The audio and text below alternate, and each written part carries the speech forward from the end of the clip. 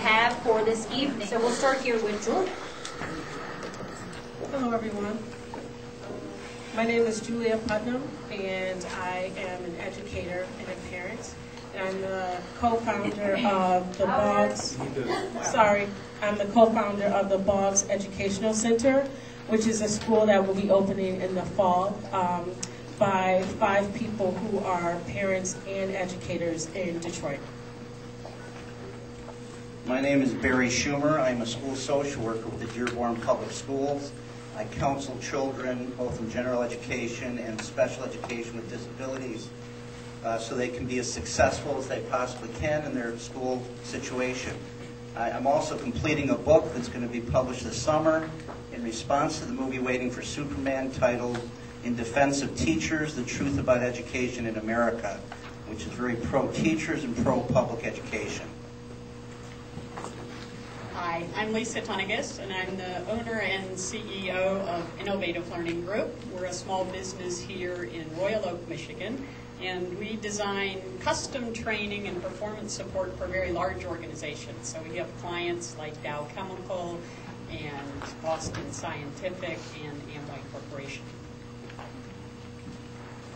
Good evening. My name is Glenn Maleko. I'm a principal at Ball Elementary in Dearborn, Michigan. I have 9 years of administrative experience, the last 2 as an elementary principal, 5 years prior as a middle school principal. I have experience also as a 3rd and 5th grade teacher. I'm an advocate of teaming, learning communities, and I'm also a PhD candidate at Wayne State University working on my degree currently.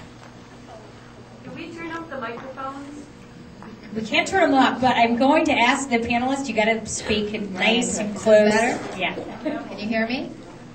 Hi, I'm Nancy Maxwell. I'm Executive Director of Sweet Dreams, that's with 3 Z's, Incorporated, and we're a nonprofit organization, and we bring a sleep education program to at-risk elementary school children in order to help them prepare for their education. We have the belief that if they're coming to school with lack of sleep, that they're not going to be able to get the learning that they need.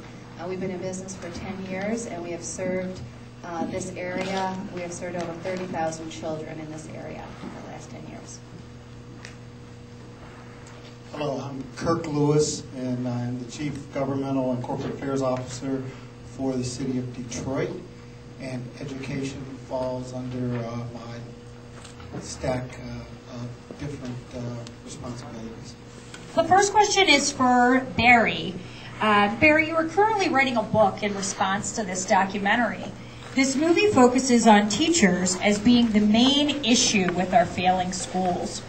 In your book, you discuss 5 categories that you have found through research that also impact our U.S. school system. Can you tell us what those 5 categories are? Before I answer that question, let me just say that I didn't think it was possible that I could be more upset watching this film a second time after I saw it in September, but I am, because I have to tell you, it infuriates me. I see it as a film that is a propaganda film to increase the number of charters and to increase the agenda of the Gates Foundation. It is filled with fallacies and half-truths. The positives about the movie are that we are all sitting here today discussing this, which is fantastic. And the other positive is what Jeffrey Canada has done for children. He's done amazing things in New York with the Children's Harlem Zone. What you don't see in the movie, though, is that he has undertaken the greatest social service project in the history of our country, providing what he calls services from cradle to college. And he does not tell you in the movie that he's received over $100 million in private donations to accomplish that. The 5 areas that I've identified outside of teachers that are obviously critical to educating our children are administrators, primarily looking at superintendents and boards of education, parents, teenagers, state and federal governments, in both Department of Education, state and federally, the media, and teacher unions. Obviously, all of these groups contribute to what's happening in our country with education. A lot of what I go into the book, though, is looking at the issues of how our society has changed over the last 20 years. And when you look at the fact that we have over 48 million people on food stamps today, and that 50% of children are living at poverty or in poverty, or in schools with English as a second language. We realize many issues. The next is for Julia. The movie makes a case, maybe not directly, but that students in charter schools is the answer for a successful education. As a teacher who has had experience in both public and charter schools, can you address any, if at all, 3 differences you see between a public school and a charter school teacher? I do think the movie posits the theory that charter schools are the answer to education, and I disagree with this theory. I think the problem of education belongs to all of us in a systemic problem that, again, belongs to both public and charter schools and to our parents and to citizens and everyone who lives in this country. And I cannot say that there is a difference that I found between public school teachers and charter school teachers. I will, though, answer the question by telling you the 3 things I believe makes a great teacher. I think 1, teachers must respect kids. And that sounds like a very easy thing to do, but it's actually incredibly, incredibly difficult. And it involves more than just liking kids and being nice to kids. It involves recognizing that they have their own ideas about what they need to learn and what is best for their lives, and we need to listen to that and honor it, as opposed to pouring education into their brains as was depicted in the movie. That is the opposite of what education is and the opposite of what good teachers do.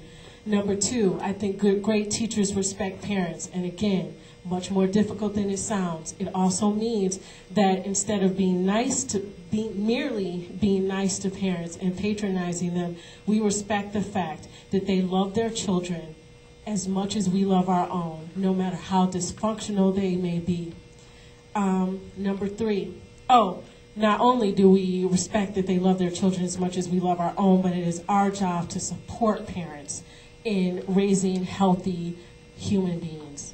Number 3, a great teacher is also an activist and understands that the problems in the classroom, the problems in the home are systemic, and we cannot just stand in the classroom for 8 hours every day and believe that we're going to create magic.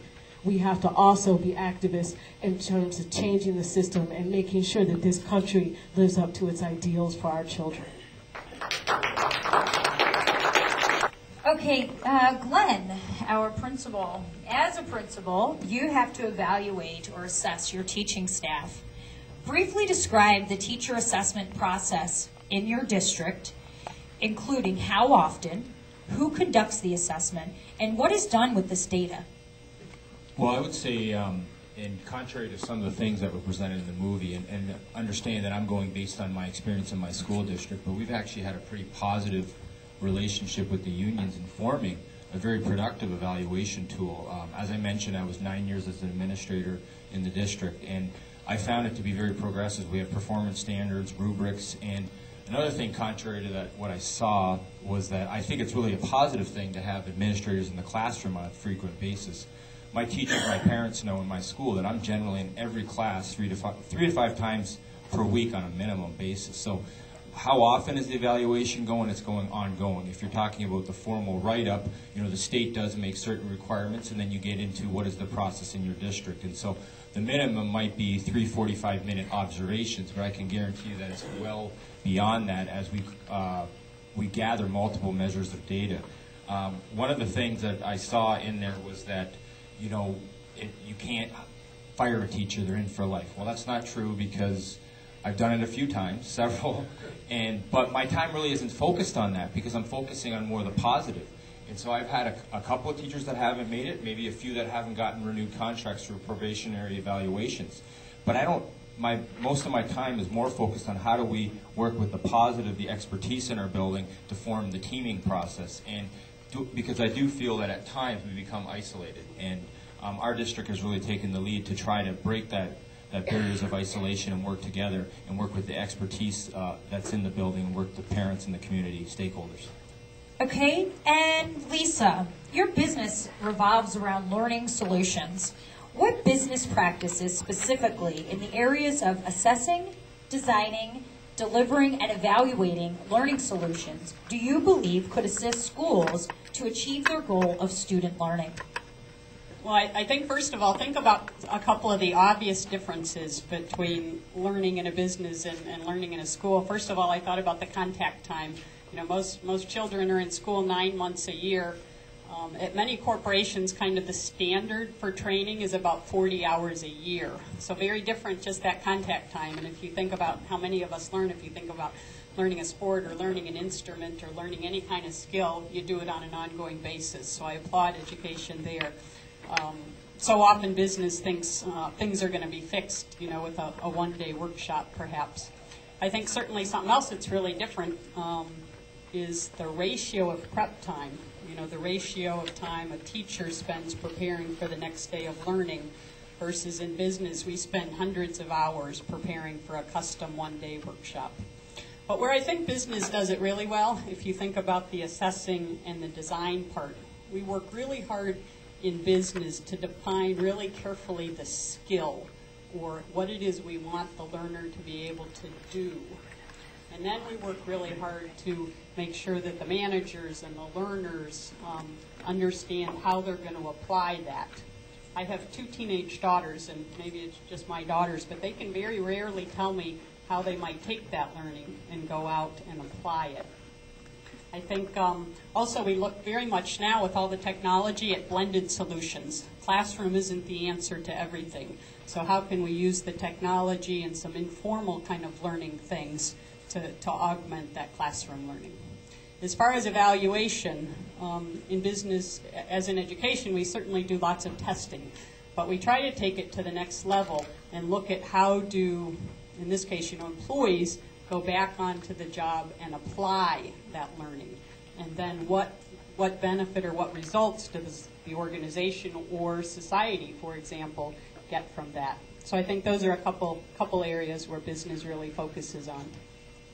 Okay, as we mentioned, Nancy is the executive director of a nonprofit organization that works with at-risk schools to make sure that children are educated on proper sleep habits in order to get proper sleep and perform better in school.